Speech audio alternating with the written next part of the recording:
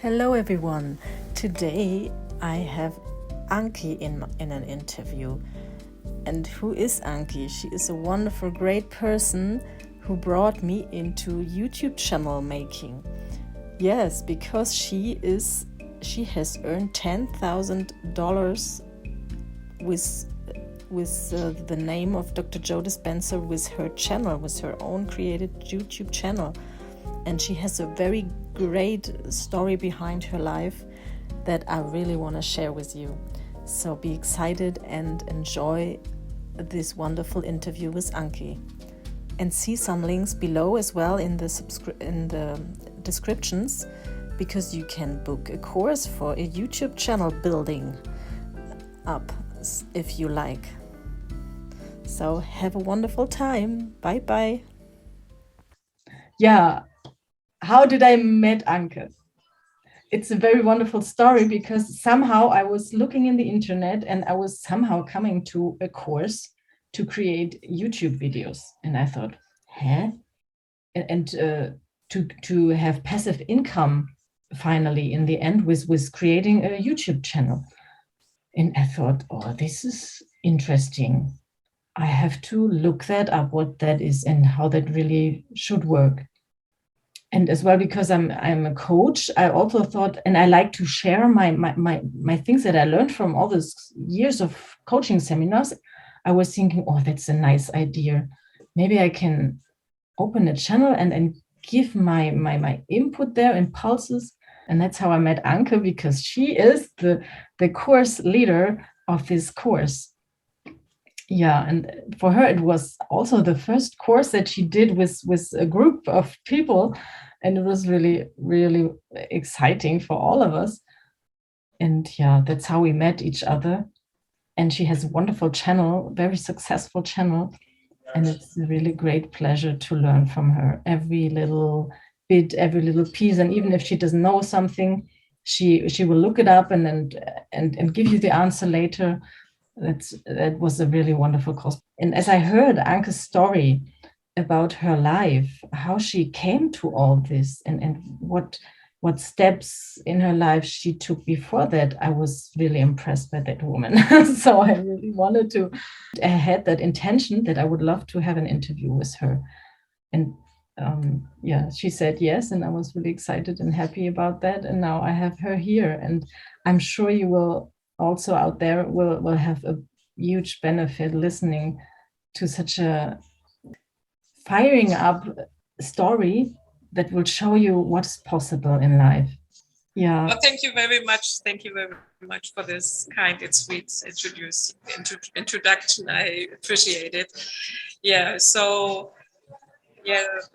Maybe I think the big points in this, I start with €2,000 going to Asia and end up having a YouTube channel and earning 5 digits and then make the course. That's, I think, the little story, but to get there was, I had it in my mind how I could get there, and it's because of my childhood, because of my whole life story, I guess. Yeah. Yeah, and that's why I wanted to really. I'm so curious. I don't know about your childhood, where you lived and how you lived, how it was with your parents. Yeah, can you, if you are open-minded or open, share that to many people here? Talk a little bit. Yeah, I was grown up in a city called Gelsenkirchen. It's in North Rhine-Westphalia, a little town actually, with 40,000 people. And my parents were always busy and have jewelry shops. So I was like a little bit like a decoration child. From the outside, everything is fine. You go every Sunday, you go to eat something in a restaurant. But from the inside, it was different because my parents were very busy and my mother was always busy to prepare herself and put herself into the middle, into the center. And she really don't have time for a child. And on the other hand, I was very limited what I can do. So I was closed up in the flat when they were working. It's like a little bit like a lockdown. Yeah, like a cage, like a bird in the cage. Like a castle lockdown in a way. And I had a lot of things to play and also some animals and things like this. But I just had myself, and this was the most beautiful thing in this, because I really had to go into myself and have to invent something to entertain me.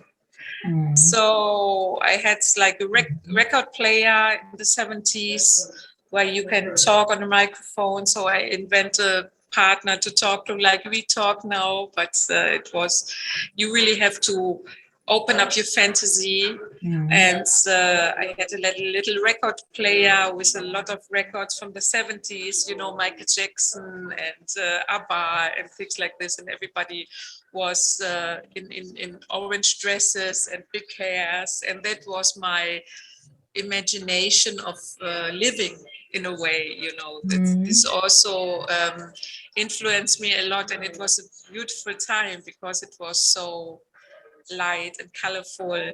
So I was taking the records, dancing with myself, and and I have to admit that until today I find it more normal to be alone instead of being with people. So it's a kind of attitude I adapt, and which is not bad. So you had no sisters, right? I got that correctly. That you. I have one brother, but he's 12 years younger, and I moved from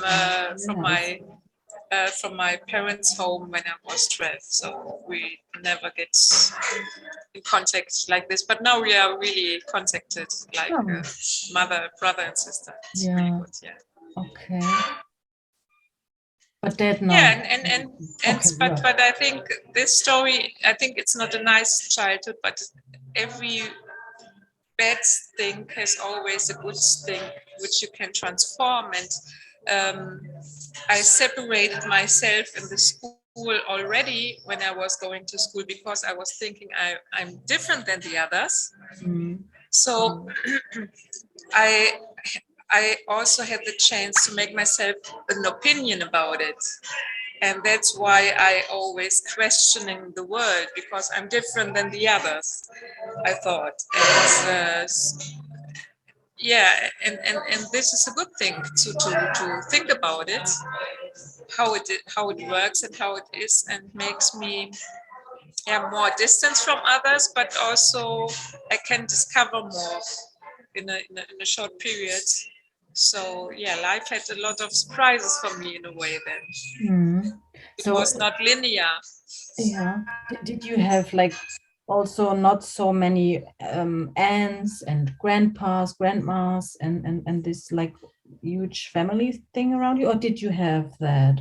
Just I had.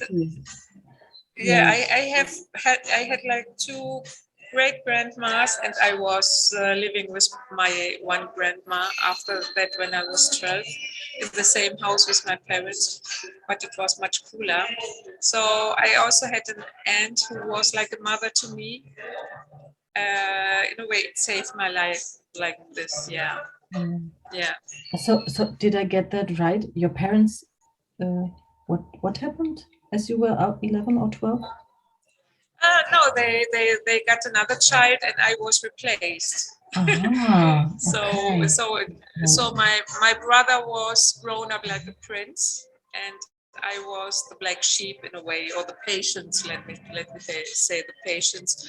It gave them excuse not to reflect themselves, and it was quite challenging. And I really, for example, to have a relationship with a guy, I was 28 because I was so slow in this. I didn't have like a social mirror for me who I am. And but it has to be, I mean, I choose them as a soul, so yeah. But I don't regret it.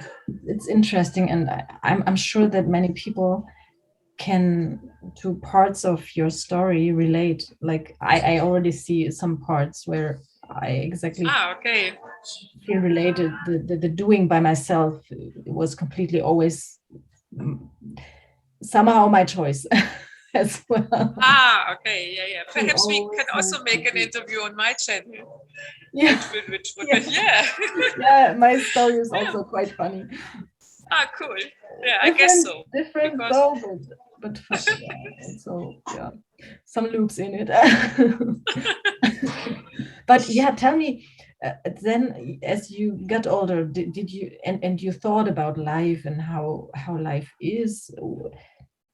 When did it start that there were coming like intuitional, strong wantings, or was it like that even that you felt I have to do something different, I have to do that, or I have to, like a push from inside that pushed you always in a certain direction?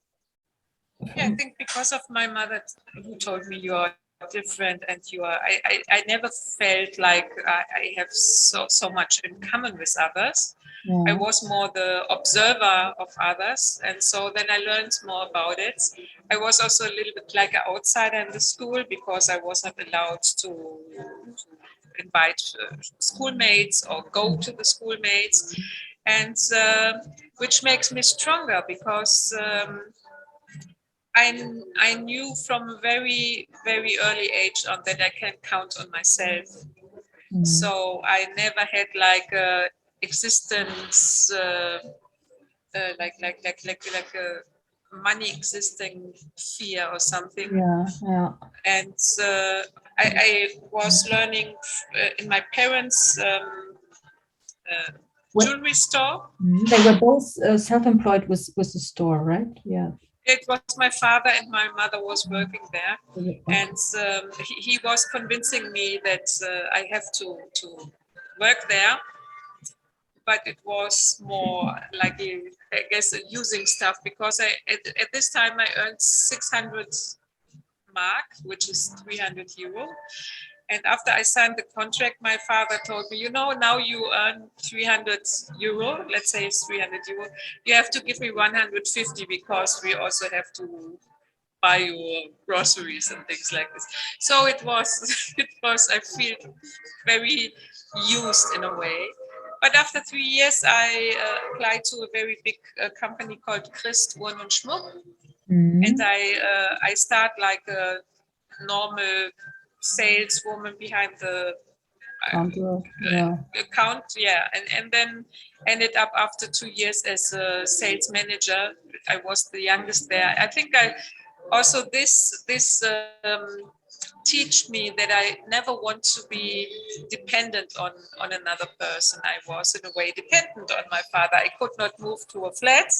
It was too less money, but I also learned about it, and I was earning a lot of money in this age, but then I questioning the system about it because, for example, women who are alone with their child are the first on the statistic, which has to go because they have double days when they get sick. It's the kid, and one it's the mother. Yeah, so they are not coming. Yeah, you have to quit them the job as a sales manager, and they were really nice people and friendships, and I have to tell them you have to go, and I quit immediately because that was not my ethics. So I got some money from the company, like 6,000 D-Mark. It's comparable with 3,000 euro, and then I went to Berlin because all my friends were gay. We were partying, and music was my passion. And there we have something in common as well. I was every weekend dancing. That was my need. Yeah, I think that was also my need to go through this, And actually, when you are in the system, many people exist like this, that they working from Monday to Friday, and then they have to have something which makes them really happy, or where they can decide. When you compare it, I work 2 or 3 days a day, and the rest is what I can, what's my hobby, or what I can decide. So I don't even need holiday or something, because I love what I do now.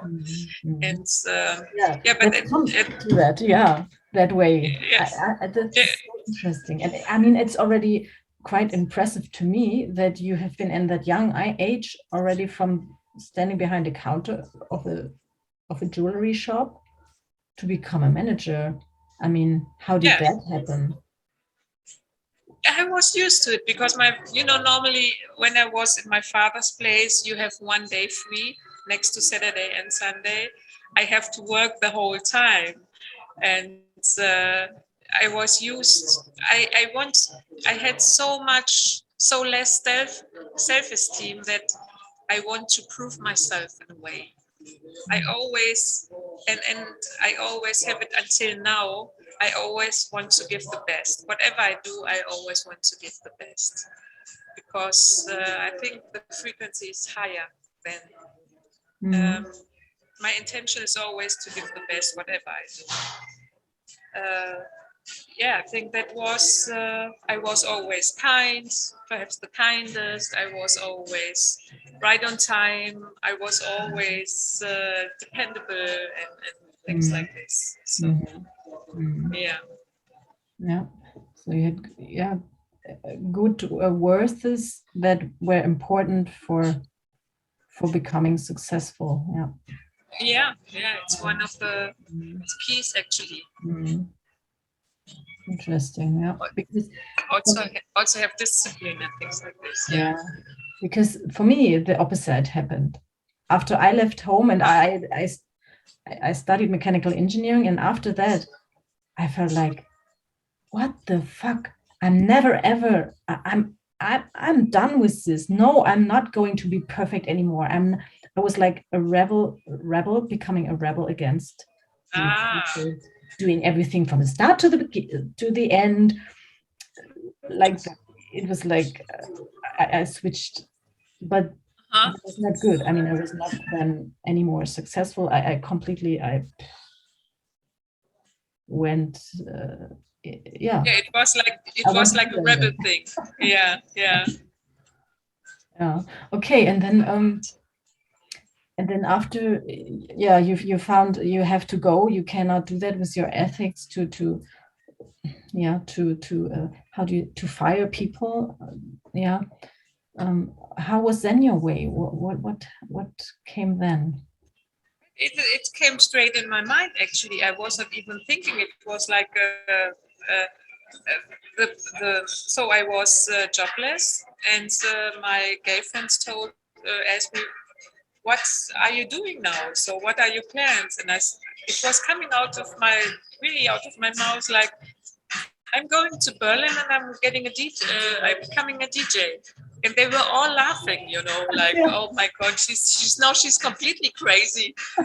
And so I had the 3,000 euro from the company they gave me at the end. And I had a gay friend who moved from Cologne to Berlin, and he asked me if I can sleep in his place, and it was a one-room apartment, but it was really funny. It works, actually. So, and it was a nice time. And then I was buying, at this time there was no internet, so I was buying some journals of music where you can go in the clubs in Berlin. There are thousands of clubs. So I knew that the Tresor was the most famous club with the best underground music, because also there I didn't like mainstream. I never liked mainstream, actually. And it was a techno and house club. And so I went out, and there was this woman playing, and I was observing her from a little bit from the side, not staring at her, but observing her. And I was imagining how it would be when I would play here. And just look at the walls, the smell, the music, the people, the drinks, the servers and everything. And then I was sitting there and just enjoying it or dancing. And then this woman who was DJ comes to me. And I think it was because I was going into this energy now when I'm reflecting it, you know. And she said, hey, how are you? I never saw you here. And I said, wow, great music. And I also want to be a DJ. It was like, oh my God, what did I say? And she said, oh, that's cool because I have one room free in my apartment now. If you want, you can come, and it costs 200, 115 euro at this time. And I said, well, that would be great. So whenever she was playing, she said, you can learn yourself and just try it on the decks. And I did it every day. So after half a year, I was giving her a tape, and she said, wow, you're really talented. Perhaps you should keep going. I can take the tape to the Tresor if you want. I said, really? Yeah, then it starts. I was playing in the most famous club in Europe then, and also playing in Europe, and did it for almost 15 years, and starting my own parties, which was also a cool story because. So you're quite famous also, like, I mean, I just know you through the YouTube channel, of course, but it seems like you are in a certain...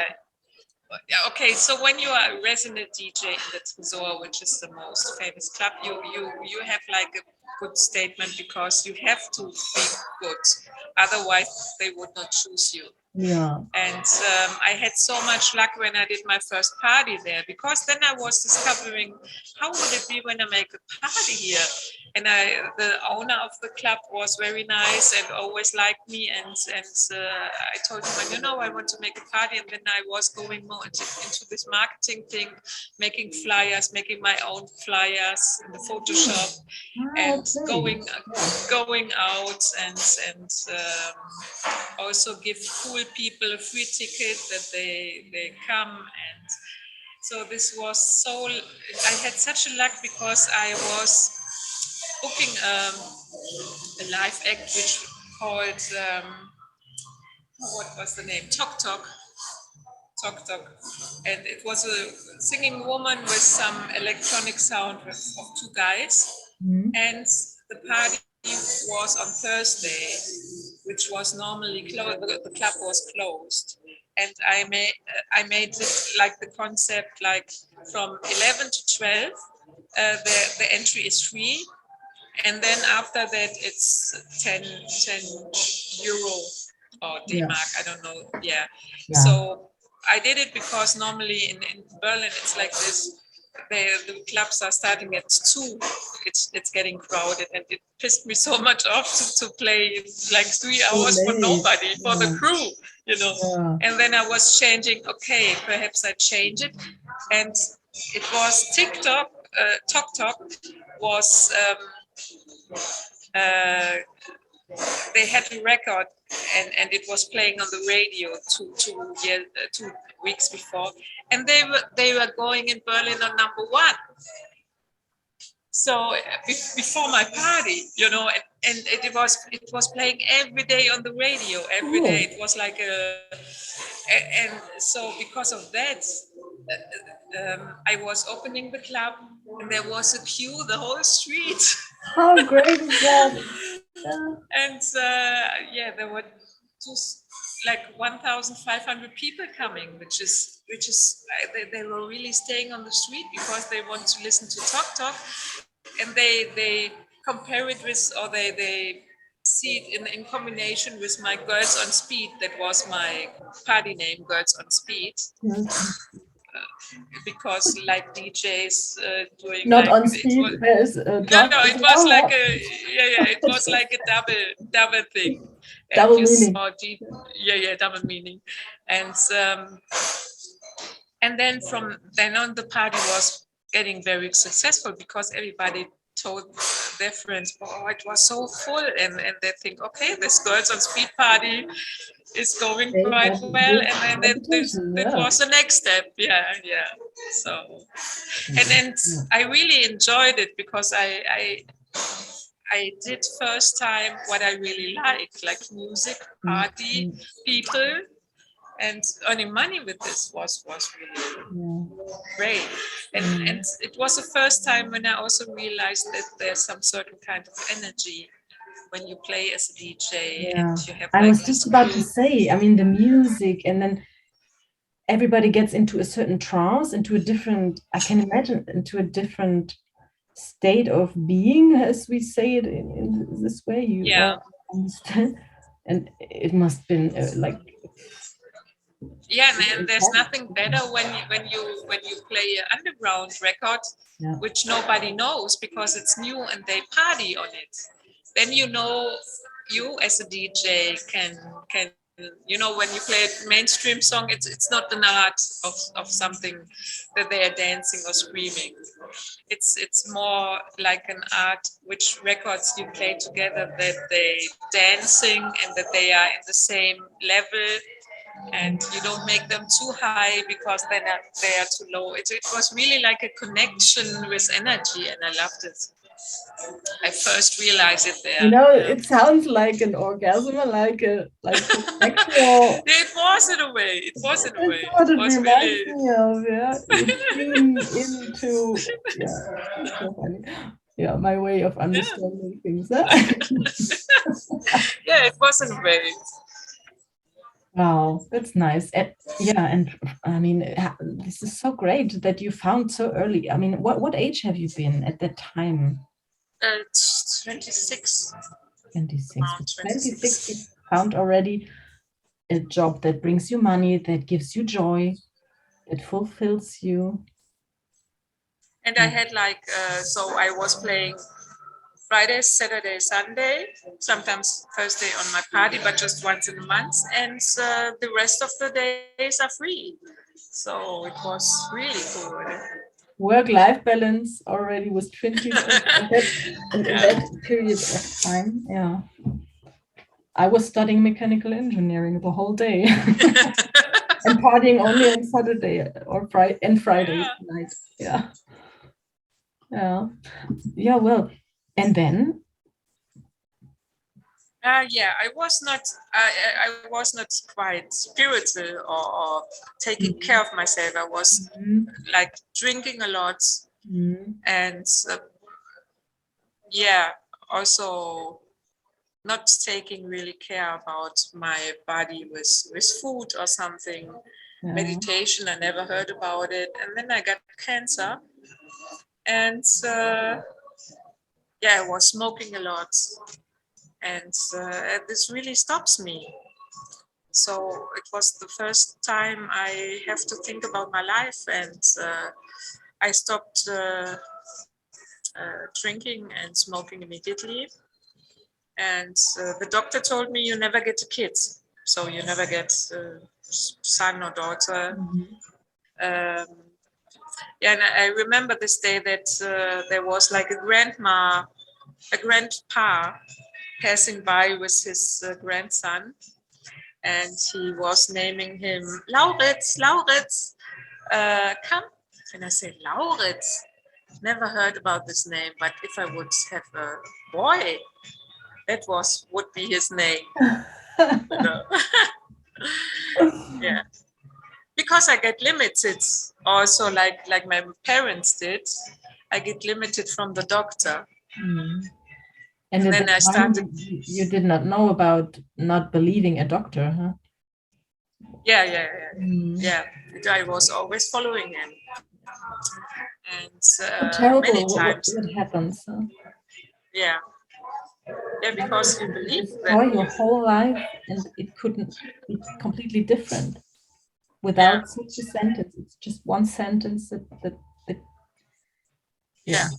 Also, when they say you die in 6 months, because I got double the cancer, and I didn't take the chemotherapy again. So Yeah, but yeah, it was like a automatic, how to say, automatic reaction of me when the doctor limited myself. I immediately start to imagine, because when the grandpa was coming, I say, when I get a child, his name is Laurens and he's a boy. I wrote You it in overwrote a it way, right away. yeah. You know, but not consciously, subconsciously. Yeah. And then, yeah, I was getting a more healthy life. And then after a year, the doctor told me, you got cancer again. And I say, I don't do this chemotherapy again. You know, I lost all my teeth here and I was looking like 70. Really, there was no life in me. My eyes were not shining. I was really, I was looking like a ghost. And I meant it in this time, I meant it seriously, that I don't do it again, otherwise I would die. That would be a better option for me. And then the doctor told me, you know, when you don't do this, you die in 6 months. I say, okay, then I'm coming back in 6 months. It was like, you know, my rebel inside, because also my parents also labeled me in a way, you are weird, you are that, you are this. And he was also labeling me that I'm dying. And it was good because it opens up my childhood attitudes. And then I met a shaman, and we went to the wood in Spain. He comes from Mexico, and we did some very heavy fasting, and I was just eating vegan, a lot of plants, and some rituals. It was heavy, but he told me, you know, you are such a strong woman. You are healthy now. And I went to the doctor, and I didn't have the cancer. But the most interesting thing. How much time did it take? 4 months. 4 months. And then I followed eating vegan and this stuff, and going into this research thing that curcuma is very good for cancer, because wherever you find curcuma, no person has cancer because they eat it. So there are so many beautiful things you can do. But the most disappointed thing was when I was going to the doctor. He said, "Wow, that's an exception." Instead of asking me, "What did you do? Can I write it down? Can I adapt it to others?" And then I question it, like you said, that doctors is not just one solution, and sometimes it can be the worst, actually. Yeah. Yeah. Yeah, I realized that on a seminar, on a 2-day seminar about meta health. I was sitting there and they started talking about that all sicknesses are no sicknesses. They are healing processes. Even cancer is a healing process. Yeah, your body wants to talk to they you. They fight against this healing process, and that's killing you. Yeah. And the belief telling you will, that's killing you. But the cancer itself wants to heal. Yeah, they explained what is going on. They explained exactly the cancers that make, like you have the build up. Yeah, they build up because they want to renew, because you are fighting against yourself with your beliefs. You don't love yourself, you hate yourself. So the cancer says, okay, you hate yourself, we kill that self that you hate, and we build a new self for you. And it's also interesting. I was sitting there crying. I was, oh my goodness, what is going on in the world? It's completely wrong. What's going on? Yeah, so in the Western world, they always have a pill against it. But in the Asian world, where I was living for years, they see it as a sign, and it's also where you get the cancer. They it shows them what kind of difficulties you have. So when I get the cancer there under my stomach, it means that I really had like a loveless mother. So I really have to work on this, which I did, and I'm fine now with this. But at this time, I just want to put alcohol or other substances into me just to get out of the pain, you know. And nobody teaches this in the Western world, which is really sad, I have to tell you. But then I want to start to be a DJ again, and I was getting pregnant. So, and then when I was pregnant, I told my boyfriend, you know, this is a boy, and his name is Lauritz. First day when I knew I was pregnant, I knew that it's a boy, and yes, I was right. So. Yes, you manifested everything. Yeah, in a way, manifesting. Yeah, subconsciously. Yeah. I did that with my daughter, but consciously. Also good. I consciously, every step, manifested it. I manifested when I was pregnant or when I was not pregnant. I did not secure myself or yeah. I told myself, now no, now yes. And it worked completely for a year. Oh, wonderful. Perhaps that's why you're also good on your YouTube channel. Because you're also, yeah, good. It was crazy. Even all the steps. That's a girl that she was sleeping overnight right from the first evening. I was sleeping the first night she was sleeping. It was all, I really worked on that. Very good. Yes, like Einstein also tells in a quote, the imagination is much more important than the knowing, because the knowing is limited. And this is so true. This is so true. But you know what's really beautiful also when you see it on YouTube, more and more people are sharing this knowing, and more people are waking up, and this is so cool in this crisis, you know. That's a beautiful thing. Yeah, so nice. Yeah, and then your boy came. This huge gift. Yeah, I can imagine. And now he's already 18. And his mother is getting uncool now, so I really have to fight with myself. I have to find me a business now, and now I have it. Like you had that boy then, and then you did not do the DJ job anymore, or you did, and no, I got requested from many clubs, but I was thinking, I was just alone as a mother, and I didn't have a family in the background, or because I was living in Berlin, you know. So I decided not to do it because it's not good for the child, especially in the first 1-2 years or 3. And I stopped it. Yeah, so you enjoyed that time with your child.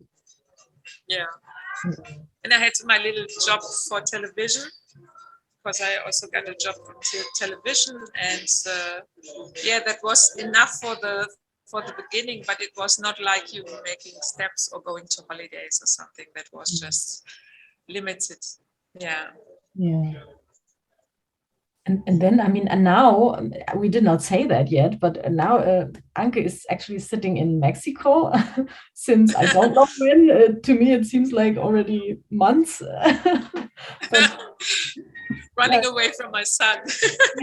No, I really have to let it go. And I live with him in one house, but we have separate apartments. So I really had to go into myself just to let him go and not getting selfish because he's not delivering me my expectations or something. So it would be unfair. And how did you get? How was then? I mean, it's 18 years. We did not not cover it. Yeah, he was growing up, and unfortunately I was separated with his father, and unfortunately the father was not quite nice to him, which I didn't know. So he was a lot of times sick in his young age, just as a, how to say, as a, what we say when you are getting sick, your body is talking to you that something is not wrong, something is wrong. So I was going many times to the doctor, and then finally I found it out, and we moved to another town, and it was going to the father was going in front of the law, and it was going to the child protection, and the child protection decides that he has to see his father. So when the child protection decide this, then it must be very rough, because many times they also decided very wrong, that they say, yeah, but they have to have contact to the father because it's important, and it isn't when the kid is afraid of it. So the father could not accept it, and was following us many times. It was horrible. I was moving from one apartment to another 5 times, and my income was really getting very limited. And I had a very cool lawyer, and he told me, you're a very brave woman, and what you did and everything. I would recommend you to change the continent, because he don't give up. He's like a, oh my goodness! I didn't. Yeah. Wow, that's a story. And the lawyer told me, normally you give me 4,000, just give me 2,000 and take the money and just decide. And then I decided. I had it in my mind like months before, but I didn't have the money anymore. And then, I take the 2,000 and we went to Asia. And the good thing in Asia, very far. I mean, there's continents between these continents. And then the limitation also comes again with my parents. They say, "Oh, what a stupid thing! You are crazy. You are coming back in 3 months because you don't have money." And that was also beautiful because it gave me more motivation. I really like. So when somebody wants to, so when somebody wants. I have exactly. My dad used to say, "You're not gonna make it." I Yeah. All by himself, without help, without. It's always this fighting. But the funny thing is, when you make it, your parents don't say, "Oh, I was wrong. Really cool. I'm proud of you." They don't do it. It's like the same with the doctors. What he said then was, "I knew that you needed that way of saying." Oh wow, he's like an angel.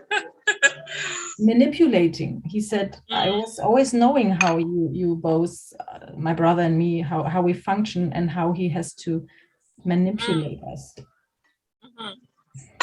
Okay. Yeah. I question this, but that. Yeah, I had my. And a negative, of course, like everything. Yeah, but the beautiful thing in it was I had still my television job, and it was like €1,000 income, which is for 2 people not a lot in Germany. You really just exist, you can invite your son Sundays perhaps for a cake, somewhere eating there or something, or cinema. And with 1,000 in Asia, you can live like you have 5,000. So we had like a apartment, 100 square meters with really nice floor, view to the mountains. And when you go to the rooftop, you have a large infinity swimming pool where you also see the mountains, and a gym with glass. You know, you can also look to the mountains. It was really beautiful, and I paid 300 euro for that. You would pay, I don't know, 2,000 or 3,000 in Germany. And then we were living like digital nomads, because I also have to follow the rules like a tourist. For example, you can stay in Thailand for 3 months, and then you have to move out, move in. So we had like a stable base in Malaysia, and then I got a very good idea.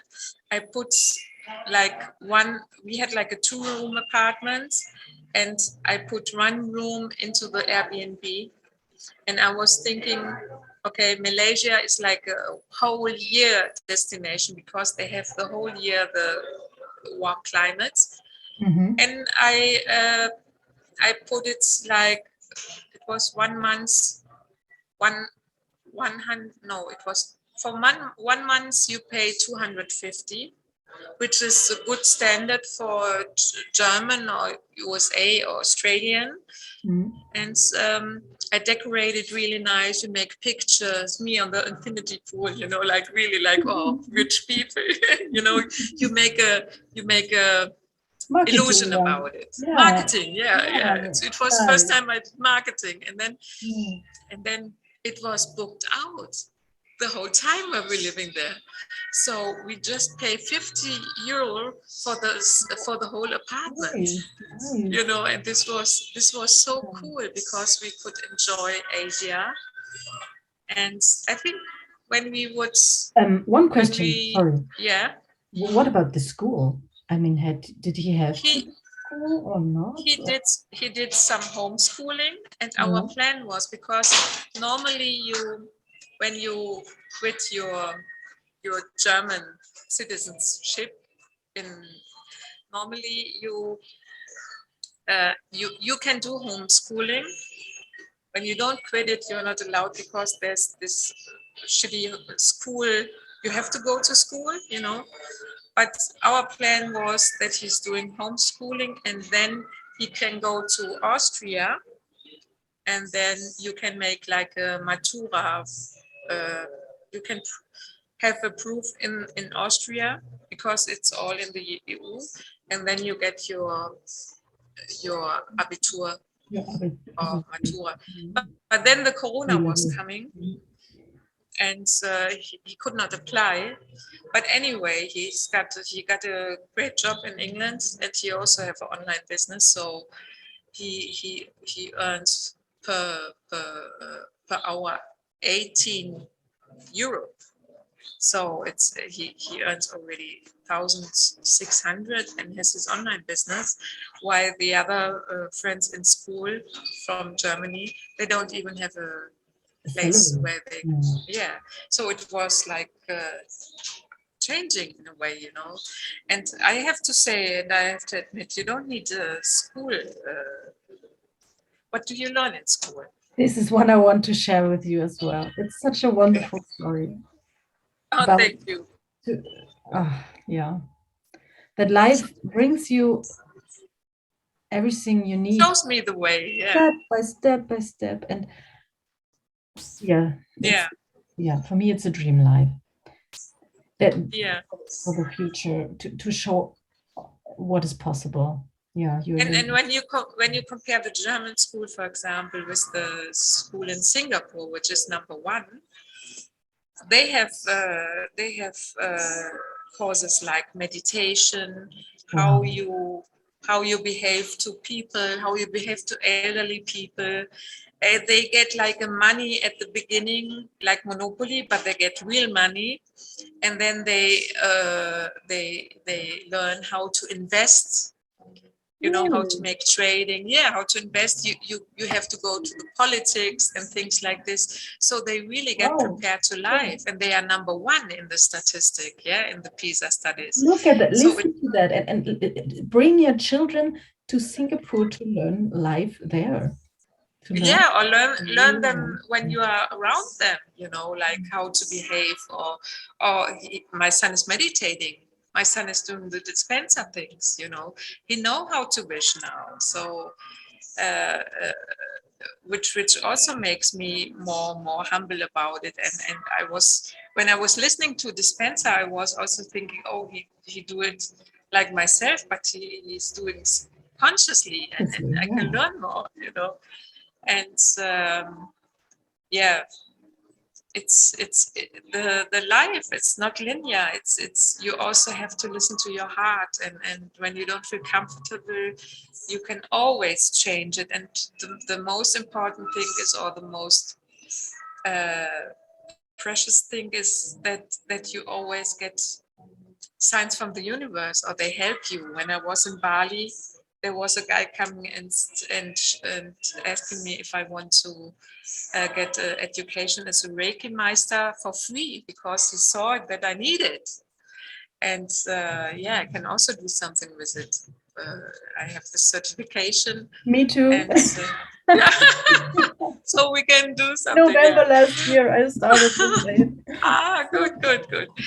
So it's I'm very relaxed. Also that I'm sitting here in Mexico. I start my YouTube channel and doing it organic, so I was not buying some likes or followers, which means you get much more money, and I get monetized after 3 months and earn 300, and then after 1 year 10,000. And then the business partner, you know him, Norbert, which is a cool guy. Yeah. He comes to me and say, "Hey, you did it without any marketing. You are magical. So we have to do something together." And now we're selling the courses, how to get successful in YouTube. So it's going, you know, life never ends when you understand how to handle it. Yeah.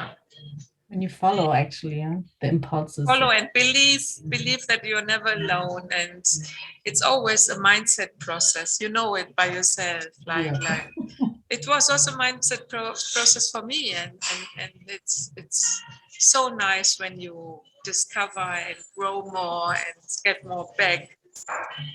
And help others, like, or when you got feedback on your YouTube channel that they like you. It's incredible. And it's like raising the frequency. It's like really cool. I love it. It's beautiful. Yeah. And the coaching sessions, I mean, I'm so in a high level of this fun and joy of the success with the channel that I have that need. I want to offer all of them a free session. All great. Yeah, all come and use it. It's wonderful. Yeah, I mean, this is so wonderful. What you can also do with your YouTube channel later. You can also teach them. You know, you can also bring more and more in your life. Actually, someone asked me. Yeah, oh, cool. Someone wrote me last week. Oh, can you help me to increase from 50 subscribers to 100? That's cool. Well, then you're on the right path, you know. They're starting asking you. Yeah. Yeah, it's crazy. And it's also wonderful that we meet. I mean, I feel very connected to you. It's like I also met you before, actually. So it's limitless. It's limitless also with our chat, or you know, this 24/7 chat where we also help each other and things like this. Yeah. And this is cool. Yeah. This connection. The idea to do that, to continue the course by having an abonnement, you say, it's like a subscription to, like, it goes on. That was a wonderful idea. I mean, I don't know if anyone stick to really go further and further and further if this would not be there. This is wonderful because Norbert was questioning it a little bit, and then I said, no, I don't want to let them just stand there, and I think they have some questions, and sure they have, but it's also, especially in the crisis, it's also this. it's the yearning of getting connected, you know. And this is much more than a chat. It's because it's so funny, but my life also was like you explained, always by myself, always doing, okay, I have to rely on myself, but there comes a point, and then if you like now, it's a community, and when it's such a, it gives your life not this fighting mood all the time. Okay. And you learn to ask, and you learn to understand that also question somebody else is not a weak thing, it's a strong thing. It gives energy. And, both of them, because they can give and you can receive. It's a wonderful feeling. I experienced that then as I opened it up, and because with my children I needed help. I came to that point where I needed help, that someone for a few hours looks after someone, because I went to a seminar or to my work or whatever something was going. And I was really, I never asked. And I did that then, I overcame it. And it was so wonderful. The people, they were so happy that you ask, that they can help, it's an important thing for self-growing also. And for your kids also, because you have free time and you're not stressed because they are always around them and things like this. But that's so a wonderful. real game changer. People ask, go out and ask, connect more, connect. Yeah. And that's what's so wonderful in the group, to stay connected. I guess that's why so many are staying also in the group, because they are not so much technical questions anymore. No. It's more about the energy, and they get it. That's like Einstein said, it's more the fantasy and the imagination how to do it. And And like the light, it's like the light that we all stay connected to that light that pulls us further on the way. That you are the light bulb there. And Norbert is sometimes when he comes in as well, but you are the most, I mean, it's your, we can feel that it's your energy that pulls us. But because of you, I would know light in a way, you know. But that's funny that you said it, because when I was imagined for 2 hours on the beach, so 2 days before or 3 days, I really didn't know what to imagine now, you know. I was just imagining a feeling that I'm wealthy, healthy, and things like this. And then this picture or movie was coming in front of my eyes, with closed eyes. There was this huge light, and it was like over me, and I was not expecting it in this imagination, you know. And it was so overwhelming. I tell you, I was like just crying.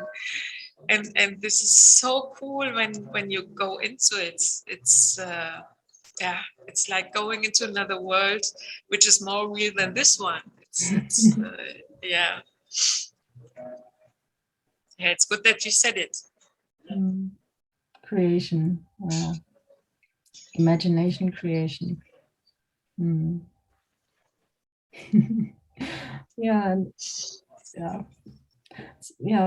People look what phases we all go through, and the process, it's like still a process. I mean, the word process I don't always. like, but it's like it's not that you are one day awakened or enlightened and you flow like a Buddha over the world. It will never be like that. Never expect that. This is not something to expect from your and also the path on the way is like when you are getting sick, see it as a sign, and just search in the internet what, like, traditional Chinese medicine, they teach it. Why is my right arm not moving, or why do I have like headaches, and then research what kind of herbs are helping, and just try it with yourself first instead of just running to the doctor and you just have like a chemical pill. This is, I think, not the right way. And also when something gets wrong in your way, it's like the universe also talking to you, and just ask yourself, what does this has to do with myself? For example, I had a relationship with a guy who was not the right one. And at this time, my laundry machine was getting broken, my coffee machine was not working, and all the things were getting like totally, like everything was going down. And then at the end of the story, I found out that he was betraying me. So it was like a sign, and I was right before moving to Denmark. That's another story, actually, because I saw the woman when I had my eyes closed, and I was just asking him with whom he is at home. And I was in Germany, and he said, what are you talking about? And I say, oh, I was just in front of your room, and I want to make a surprise.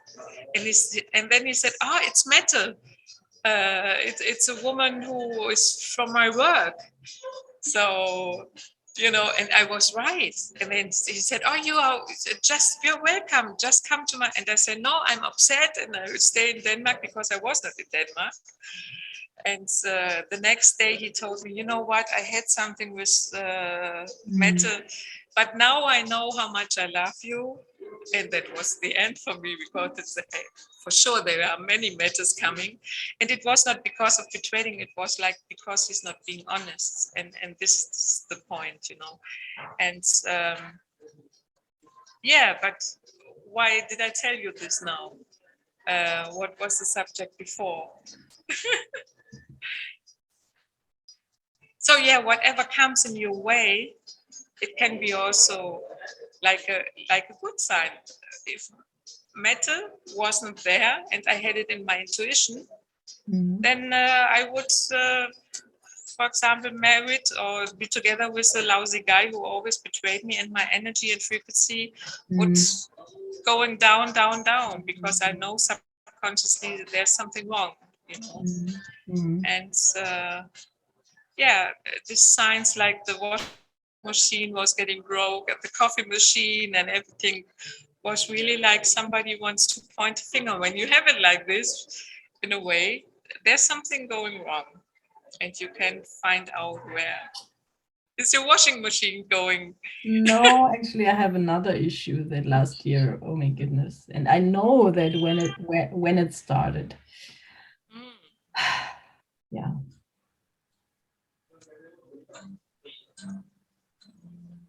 But the thing is, I'm thinking that I have to work on myself to change that energy that is causing the effect of the behavior of the other one. It's true. Yeah. If you don't have so much self-love, you would not attract a guy who is attacking this. Yeah, not even, I would even say not attracting a guy, because he's also human, like me, like you, like they are all humans, and but I attract that side of him. Yeah, but you are in the same frequency in a way. If I change, I might attract a different side of him. I think if you would change, you would not find him attractive anymore. That's what happened. I must admit, that's what happened. That's because you heal a part of it. He's like a transmitter to show you where you are. And the Danish guy was also like a mirror for me, because I was not,